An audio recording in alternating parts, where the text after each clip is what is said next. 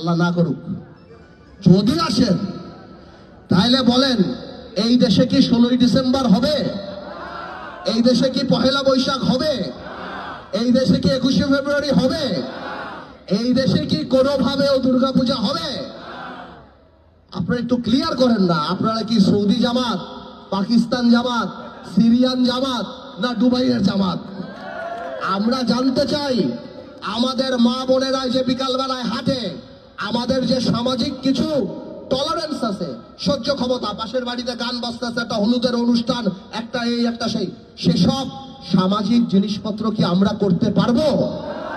এইগুলি একটু ভোটারদের জিজ্ঞেস করেন, যে এই প্রশ্নগুলি বিবেচনা করার পর আপনি ঠিক করেন আপনি কাকে ভোট দিবেন।